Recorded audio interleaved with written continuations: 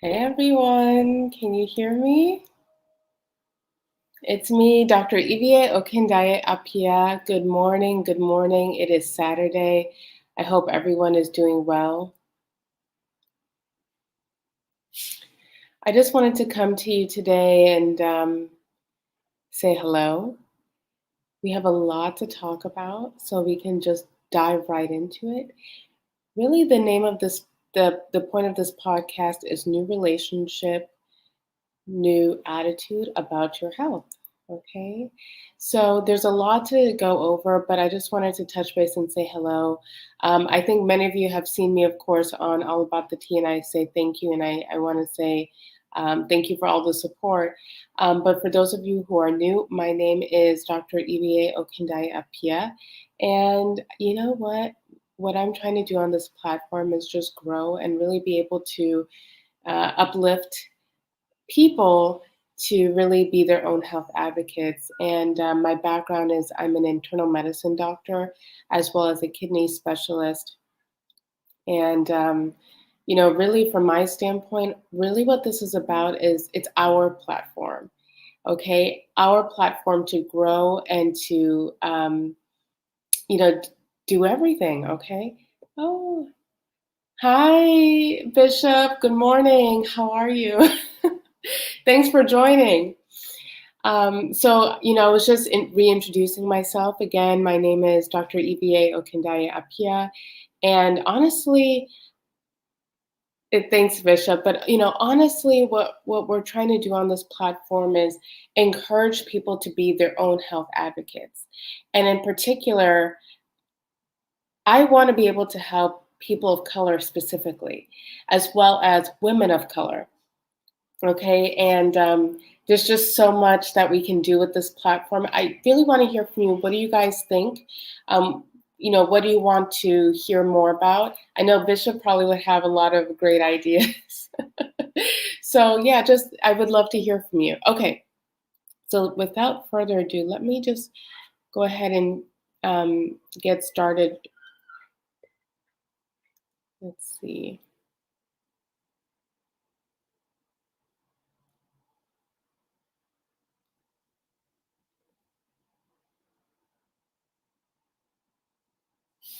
Oh, this is going to be fun.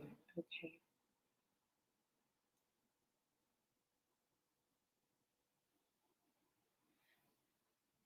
Okay, hopefully you guys can actually let me see if you can actually see my screen here.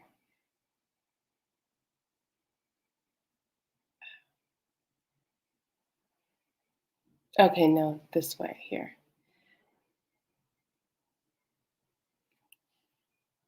Okay, so really the topic for today is new relationship, new attitude about your health. Now, again, remember, some of you guys have seen me on All About the Tea, and what we've talked about on that platform is really just a few tips and health information. Okay, this is not necessarily advice. I'm not your immediate doctor, but I am available to you if you have any questions or you want to talk more about something. I also have done like counseling sessions about topics like relating to asthma, heart disease, a whole host of things, diabetes, what to eat, all that, all those kinds of good stuff. But really, on this platform, what I want to do is provide information. And I'm using my medical knowledge really just to uplift us. If you have more information, you can make better decisions, right? So these are things that I've learned and things that I've incorporated into my actual practice, like with real patients that I see.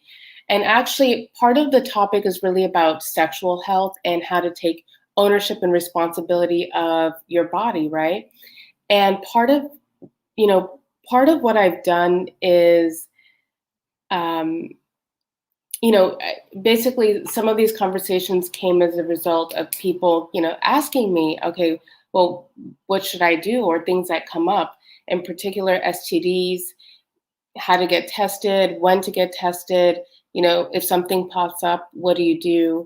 I basically ran like a small contraception clinic, And basically, younger women who are just starting out in a new experience or a new relationship, and sometimes it's not even about sex, sometimes it's about other things. Um, we would have conversations about contraception and have a whole visit dedicated to just that topic.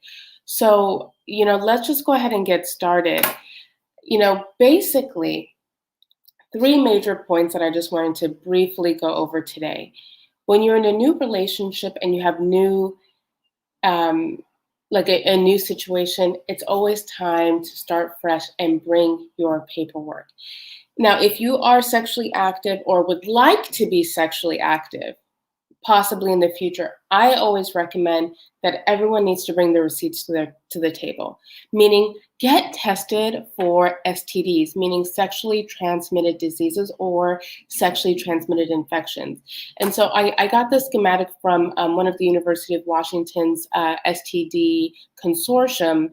And basically these are, the most common STDs or STD related infections. So chlamydia is one of the most common, gonorrhea, herpes, HPV, a silent one, syphilis, and vaginitis. Now, some of these things, if they're untreated, they actually can cause something called pelvic inflammatory disorder or PID. And basically, this is an inflammatory disease, meaning that the body can get very, very angry, and the body can react and respond in a hypersensitive way in the pelvis where the reproductive organs are. And so, people sometimes ask me like, well, or tell me, well, I don't really want to get tested because I really, I just don't want to find anything out. But the reality is, Bishop, you tell me what you think, but the reality is like, if you're able to do that, oh, whoops, let me see. Oh, I'm sorry. Um, let's see. If you don't want to catch anything, you need to bring the paperwork. Sorry, I accidentally unshared my screen. Let me go back and share my screen. But anyway, so the reality is that sometimes, these things, they do pop up. It pops up, seriously. And it's important to, just make sure you have everything and you're ready. And so I 100% agree with you, Bishop. And I would love to know from the male's perspective, how that conversation or how you guys would maybe feel about that. But for the women out there, it's good to actually protect yourself. For the men out there, it's good to protect yourself. At a certain point, you can say, you know what, at January 1st, 2022, I was negative for all of these diseases, period. If you want to do it yearly or if you want to do it every new relationship, just go ahead and get tested and be fresh. So if something does pop up, you can say at this time I was negative, or you can just, you're more aware. You're more responsible. And then if something is positive, we can go ahead and treat it. Again, remember, untreated diseases can actually cause pelvic inflammatory disorder. And then, of course, you don't want to spread it to anybody else if something does, take place. And then a lot of these things, they can easily be treated. Of course, another big one that's not here is HIV. And there are many ways to, contract this, but, the main way is sex, and it does take place. You guys have seen on, on social media that some of these celebrities and, people that we honor and adore, they actually some of them do secretly have HIV or publicly have HIV, and they've come out and said that. And then these things are common. It's not a secret that a lot of people have these diseases. It's common, like any other part of the body, your body can get infected. We can go ahead and treat this easily. For the most part, easily. Even HIV, we have pretty good treatment. So just go ahead, bring your receipts, bring your paperwork. And I think it's a good way for two people to connect, or whatever you're into. It's an opportunity to have an adult discussion. And even if you already are sexually active, it's never too late. Or if you've chosen to be sexually active with the person, you have a right to say, hey, Have you been tested? Because once you're sharing that bond and having emotional ties, soul ties, you're also tied health wise.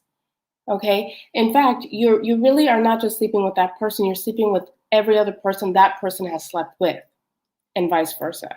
Okay. So it's extremely important. And if you choose to be abstinent, which is great, also great, I still recommend getting tested for STDs for anything in the past, if that's your situation. Okay.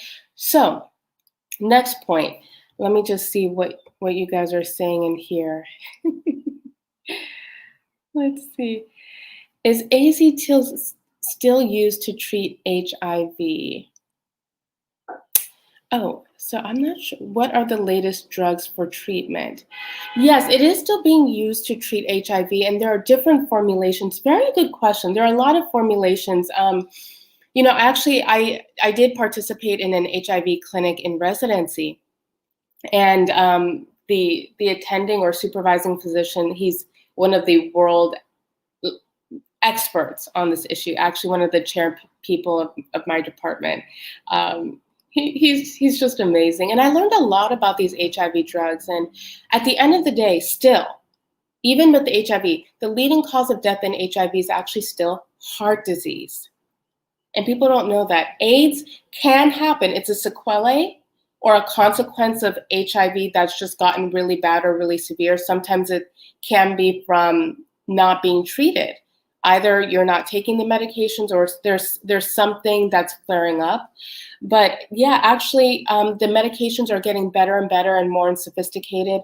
I remember there was one version of a medication that they had changed the basically the moiety of the drug itself, and so it's supposed to have less effect on the kidneys. I'm a kidney specialist, so I have to know all of those things. But yeah, excellent question. Excellent question. Does the virus specifically attack the heart? That's a very good question. When I say the leading cause of death is still heart disease, there's a couple of reasons for that. First of all, it's the leading cause of death in the country across the board. And then what we do know is that there's something about the virus attacking the body that increases your risk for heart disease, meaning heart attack, stroke in the body. And part of it is just perhaps an inflammatory response, basically the way the body's reacted. And then interestingly, some of the medications actually can increase your cholesterol in the body. So there's a lot of reasons as to why that may take place. But again, overall, it's still the leading cause of death across the board in the general population, but HIV also. And there are many reasons for that. Excellent question. Bishop said 100. Okay, so let me move on. Hopefully you can still see my see this screen. So there was a question about when can you get pregnant? Okay, so I think it's important for men and women just to understand that in the period after a menstrual flow, that is the highest risk for pregnancy. Okay, so let's just conceptualize this. Imagine you have a calendar that's 30 days, right?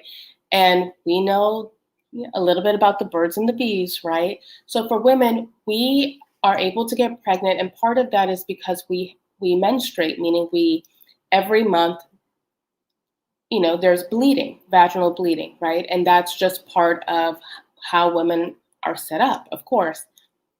But hopefully you can see the schematic. I took this actually from an Italian Society Nephrology paper by Brahman. And actually I came across this paper as part of my research because I study also, reproductive health issues in the chronic kidney disease population. And this still applies. I think it's important to know, when are people most likely to get pregnant? The answer is really, first of all, people can get pregnant at any time. Women can get pregnant at any point. So I just want to put that out there first and last. That's the beginning and end of the conversation. But the caveat to that is that, there are a few hormones that play into how the body responds and when menstruation happens and when ovulation happens, right? So basically, it's an interplay between estrogen and progesterone are the two most important, I would say, hormones in this whole cycle. So imagine a woman, has her menstruation for, let's say, a period of 4 or 5 days. The period after that, for about 2 weeks, is the time that you're most fertile. And remember that ovulation means that the egg is being released. And so when the man ejaculates into a woman, for heterosexual couples, when a man ejaculates into a woman, that sperm can encounter an egg and form a pregnancy. So when women ovulate, they tend to ovulate, it depends, but can ovulate around day 14. And so, if sperm is in the reproductive organs, near the reproductive organs around this time frame, then you're obviously can get pregnant. So I think that's also really important to just mention. Extremely important. Okay, here.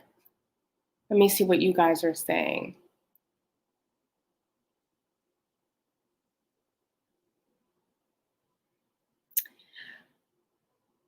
Interesting question, running that mouth. When your urine is a dark color or even a neon color, does that mean your kidneys are working too hard and you need more water to help your kidneys? There's a lot of reasons why your urine can change a different color. Let's talk about that more. But in general, it can be a reflection of what you drank that day. Yeah. So if you're dehydrated, sometimes the urine can actually turn very, very dark. And when you're extremely hydrated, your urine can turn very, very light, meaning like you can see through it. So that's actually a very common question. People say, oh, is there a meaning behind it? Oftentimes, it's just a reflection of your hydration status during the previous day or the day that this is happening. So just stay hydrated. If it turns dark, just stay hydrated. Sometimes different drugs, like medication drugs, can actually change your color as well. Okay, so is it true that sperm can live up to 3 days in the uterus? Yes, absolutely. Absolutely, it's very possible.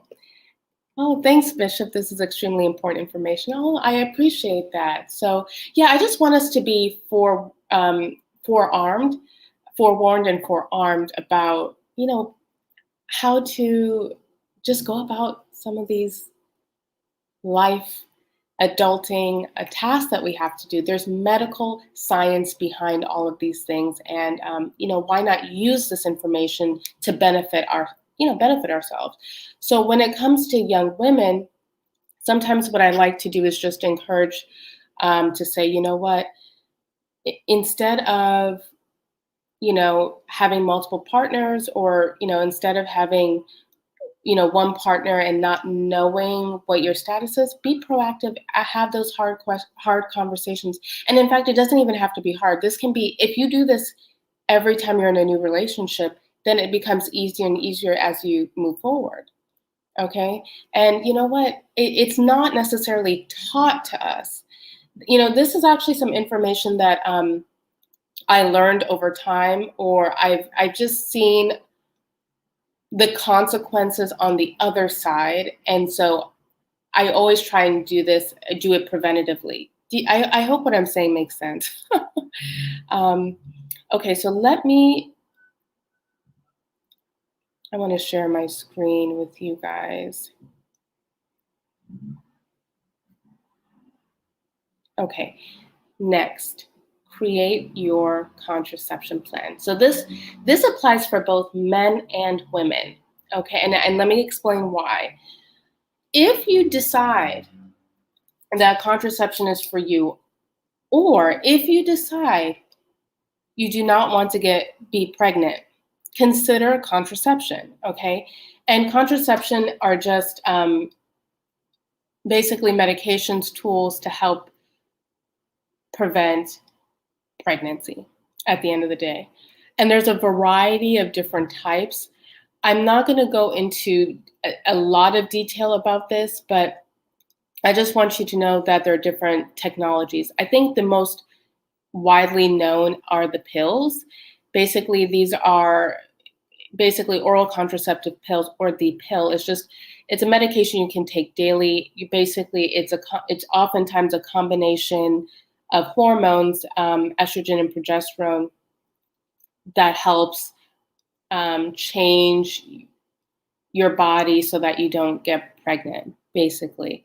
Now, the good thing about the pills is that it's easily accessible, it's easy to get, and it's simple to do. Basically, you just swallow every single day. Now, the caveat with the pill is, if you don't take it every day or you forget, hey, you are, risking pregnancy during that time period. So, that's something to just be considered, just to be aware of, that even though it's easy, it's cheap, unfortunately, you cannot miss. Don't miss. Now, if you do miss, call your doctor. They can advise you as to what to do. Sometimes they just ask you to just take the next pill at the next dose, or whenever you do remember, take it and then get back on schedule.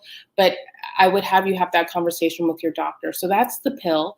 There are also patches and rings. Patches you can just put on your arm. They release hormones into the body to prevent you from getting pregnant. Vaginal rings, these are, you may have heard of the NuvaRing, is also an estrogen-containing contraception.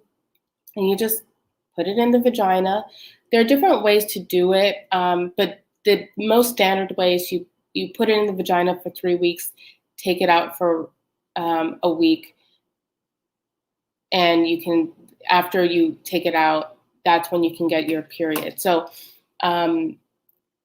there are other ways to use it. There are different ways to use it, but again, it's you leave it in for a good chunk of time. Now, the negative about that is it can be uncomfortable to place, and sometimes you can actually feel it. Then a question I've had in the past is, well, will men be able to feel it? And sometimes actually, yes. So even during intercourse, men sometimes have reported being able to feel the vaginal ring, even if the woman does not necessarily feel it. And it happens.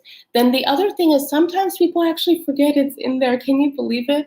Or forget if I've taken it out, or have I left it in? Sometimes you forget. So, it's an option, but you have to be, again, kind of organized and remember. Then the other thing I just wanted to bring your attention to are implants. You can get those in the arm, and you can leave them in there for quite some time. Injections, you can do that. The only caveat to those kind of contraception is that, there's a procedure, there's kind of a procedure involved. An implant in particular is a procedure. So with any procedure, there's risk of infection. There are potential consequences, right? With injection, there's also risks of infection as well. Anytime you're introducing something into the body that, or having any sort of procedure, that is a real risk. And then it can be painful. But these are, different options that are available to you. And then also IUDs, meaning intrauterine devices. I was going to put a picture up, but I didn't want to promote a specific company. But really, some of the common ones include, like, for example, the Mirena.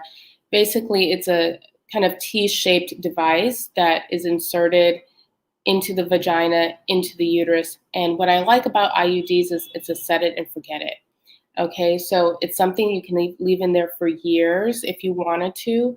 It's a set and forget it. And it doesn't necessarily mean that,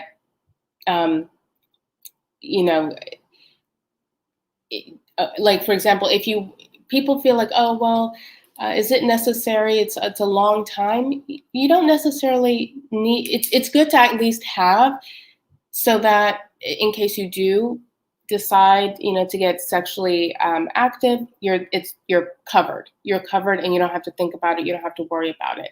The caveat again with this is that it's a procedure. It can be painful. Sometimes you need some sort of like numbing medication because it can be really painful. I've actually helped place IUDs in medical school, and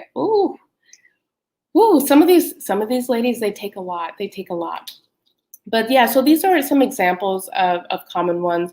Diaphragm, spermicides. Withdrawal is not an effective method of contraception. I would argue that it's really not a contraception, but people, I just want to throw that out there. It's not effective. So thinking, before you ejaculate, no, don't try it. Now, condoms. Men, of course, are familiar with condoms, and there are different kinds. But the good thing about condoms that I love is that it helps to prevent against STDs. So all these other ones, you still need to protect yourself from STDs. They don't actually prevent sexually transmitted diseases. But with condoms and other barrier methods, you're actually being able to control that.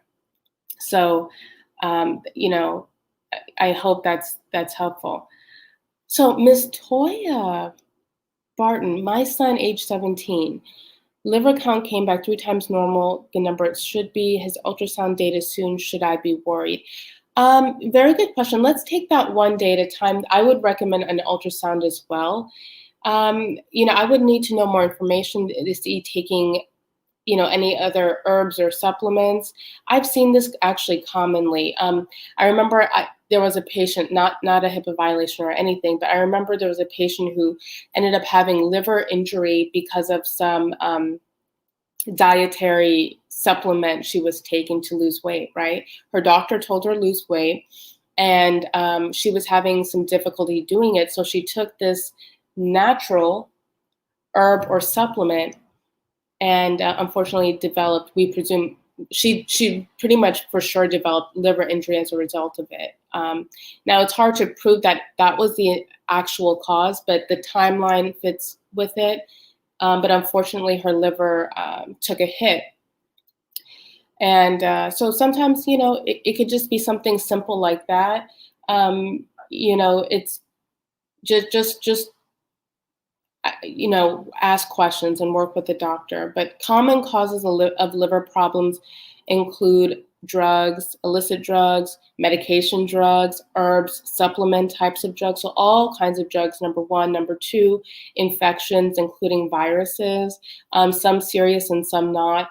For example, depending on your background and where you're from, hepatitis B can be common.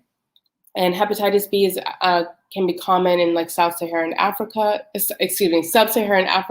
and Southern Asia. This is common, and sometimes there's perinatal transmission, meaning between mom and baby. So those are some of the most common causes, but I'm glad it was caught, and you guys are investigating it. So I wouldn't necessarily worry, but it's possibly something that could be easily fixed, or it can be possibly treated, but just one day at a time, okay? So I'm glad that you're getting help. Bishop says, thanks, it makes a lot of sense.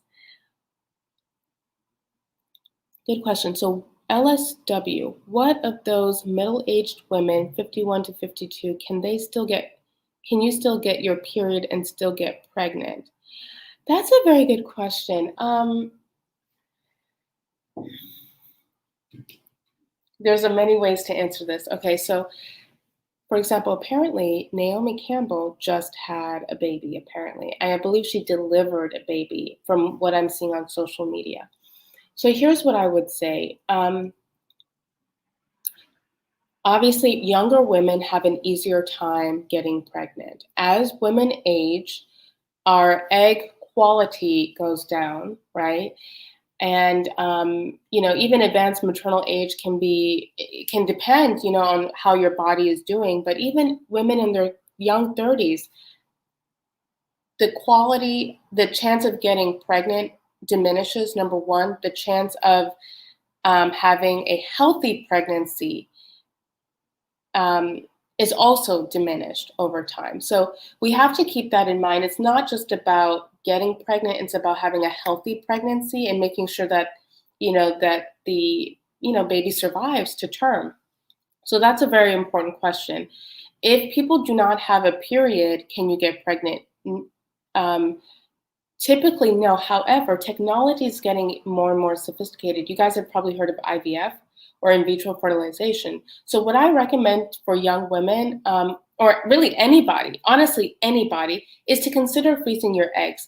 Not just the professional women who want more time, but honestly, pretty much anybody. You don't necessarily anybody, or people who may not have a spouse right now or who are between relationships, consider doing that. Why? Because what it does is it helps to freeze where your eggs are at that time period. So let's say we're talking about, let me just say a 35-year-old woman is unmarried and is not in a relationship right now. May say to her, yeah, consider freezing your eggs. And what that does is maybe in 5 years down the road when she's 40, she has 35-year-old eggs. I hope that's what I'm saying makes sense, meaning that the chance of a successful pregnancy and a healthy pregnancy is frozen in time wherever those eggs are in time. I hope that makes sense. So it's really, to me, I consider that an insurance policy. Even if you're young, even if you're, 27, 26, consider it, because what you're doing is you're maximizing that time period, when your body is statistically the most, reproductively fertile and healthy at that time period. And then you can make decisions however you'd like to. If you decide to, get pregnant naturally, that's fine. Great. If you decide to get married, this is an option for you and your potential future family or your future husband or spouse or whatever, to say, hey, this is great. So it just helps to reduce the stress. I consider it an insurance policy. Excellent question. Very excellent question. So let me just share my final thoughts here. Let me share my screen.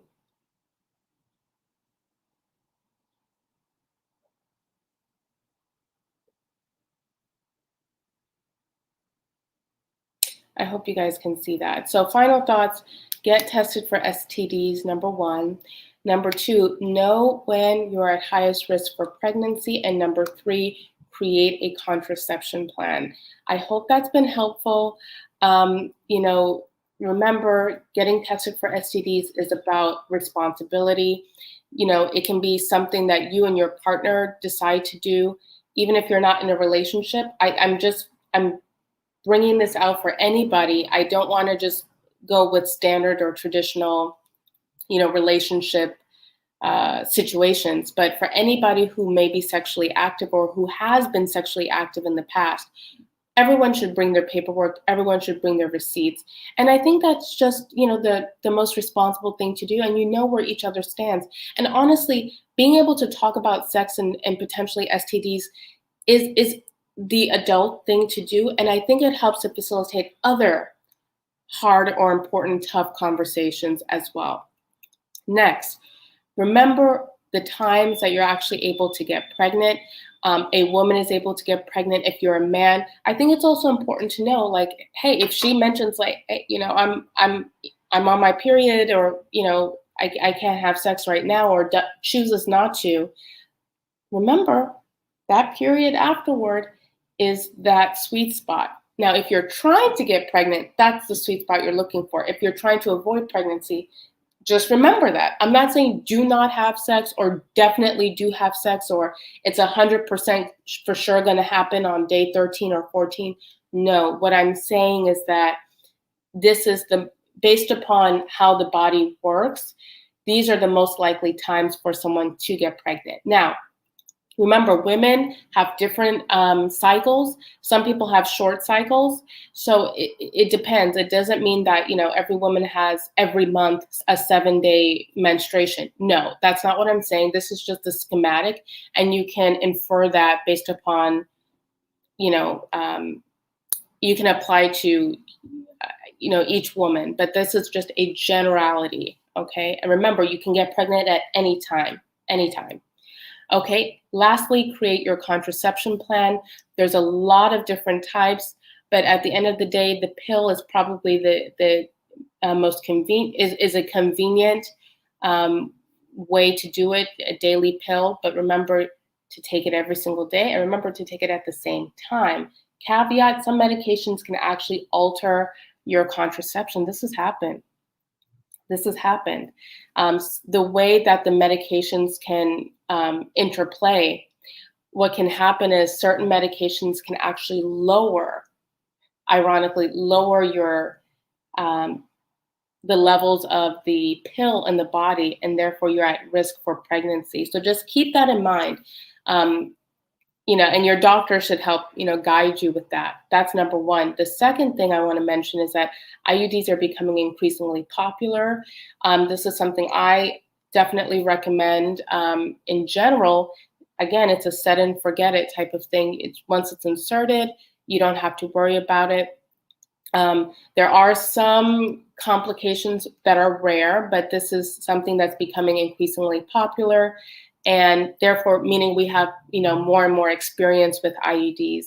And then remember that you have injections, if that works for you, pills, patches. Condoms are amazing because they actually prevent against STDs, but are not necessarily the best for contraception, meaning pregnancy. And then remember, withdrawal is not an effective form of birth control. So I hope that's been helpful. Let me just stop sharing my screen here.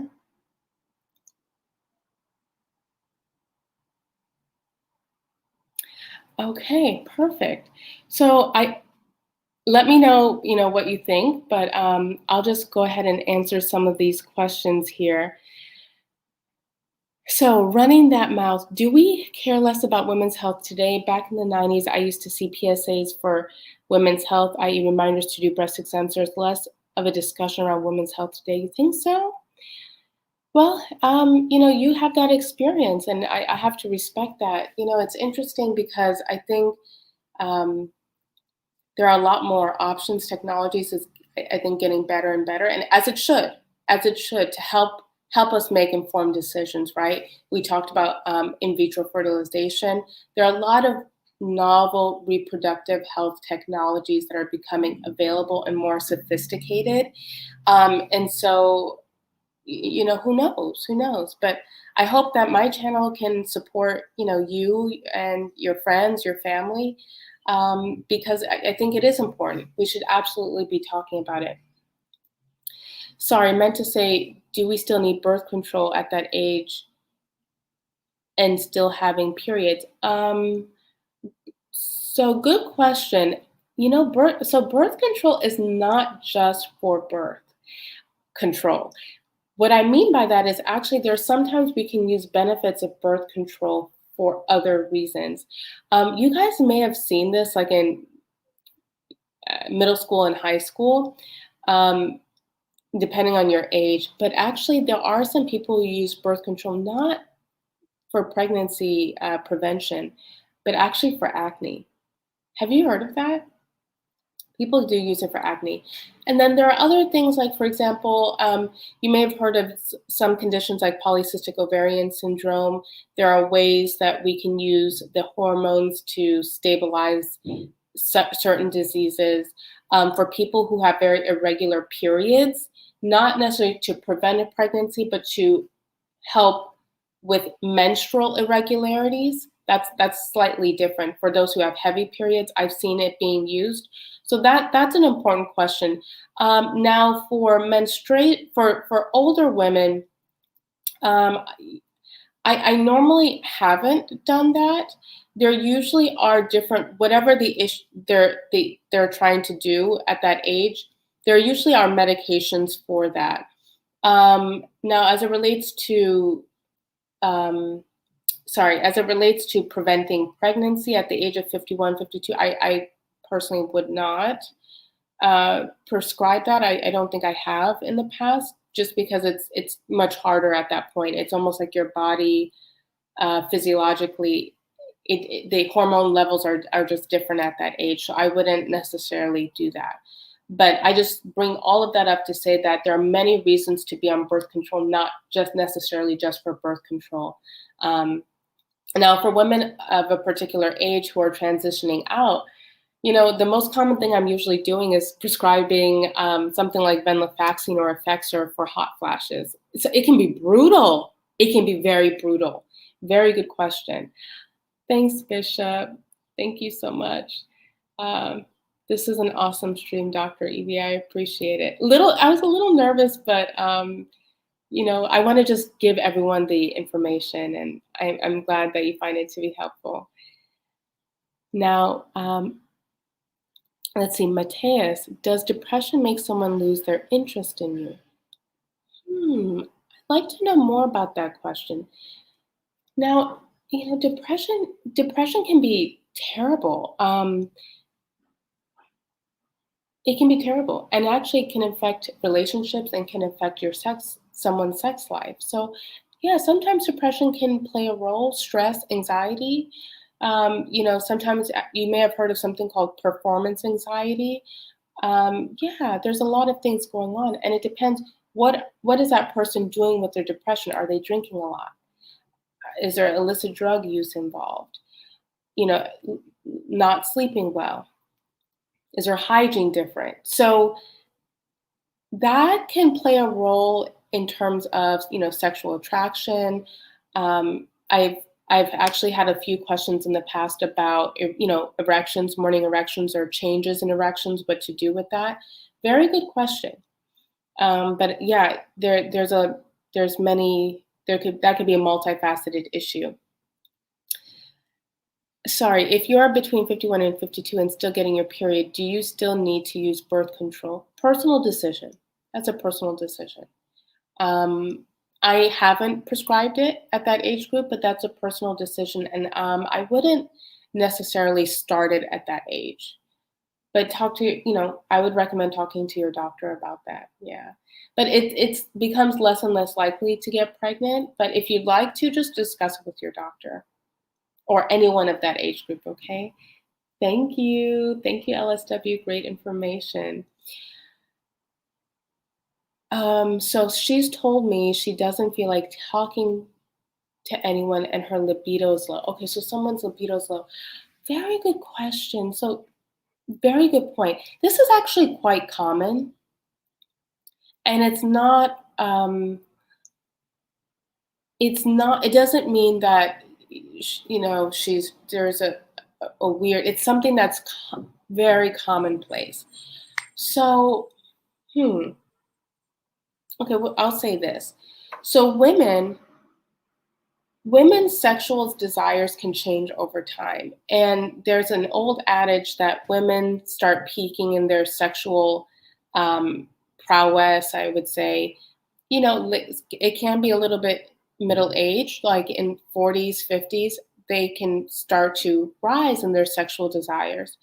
And then oftentimes men can start to decline at that time. So men, in their teenage years, early 20s, even early 30s, they're ready to go. But sometimes, depending on the age can play a factor for people who have low libido, men and women, number one. Number two, just overall health. Three, just your mood and how you're feeling, how you view yourself. It's hard. It's hard. For example, I told you I'm a nephrologist or a kidney disease specialist. And so sometimes for patients who are on dialysis, there have been studies about these issues, and it's not easy. So your overall health status can influence how you see yourself, how you perceive yourself, sex appeal and all of those things, depression, anxiety, stress. And it's hard. Of course, other things, illicit drugs can play a role in, sexual desires and your thinking and how you're feeling. But I also would recommend for anyone who has low libido, their perception is low libido, talk to your doctor. Absolutely. Absolutely talk to your doctor and try. Let's see if we can figure it out. Now, remember, some medications, even antidepressants, can actually um, change your sexual, um, you know, appetite. I would say it's not all medications; it's some medications, and it doesn't mean you're the person that it would happen to. So I just want to throw that out there. Just because I'm saying that that's a potential side effect doesn't mean you should not be on it. What I'm just saying is just be aware that all of these things can play a role and that you should talk to your doctor about it for specific and personalized advice. But yeah, I actually would recommend talking to somebody, your doctor, at least your doctor.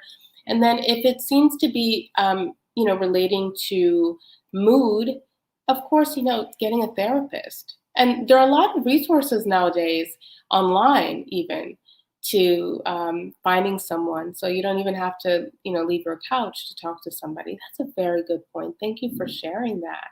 Okay, so let's see, if anyone has any questions, feel free just to put it in the chat, or you can call in. That's completely fine. I would love to hear from you, but these are really good questions, and it's not easy. It's not easy. But again, remember, you are in control, and this is our platform. Okay. Again, on this channel, what I'm hoping to do is just to encourage and uplift all of us and really be able to encourage people, in particular Black people, just to be their own health advocates and encourage one another. Okay. So it's really important. Okay. So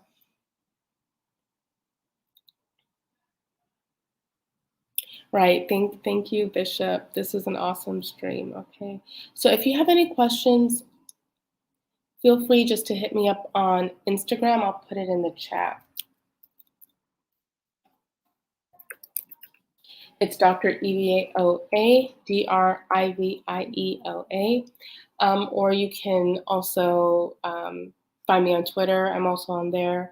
You can email me, but Instagram is probably the best way to get a hold of me. Or you can leave a comment on my YouTube channel. So thank you so much for joining me. It's been amazing. Let me know what you want to hear and talk about in the future. I have a lot of ideas.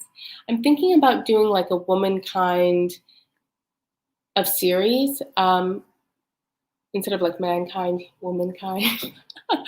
But it's really for everybody, okay? So any like health related topics, please let me know. All right, it's been a pleasure. Thank you for joining me today. Talk to you soon. Bye.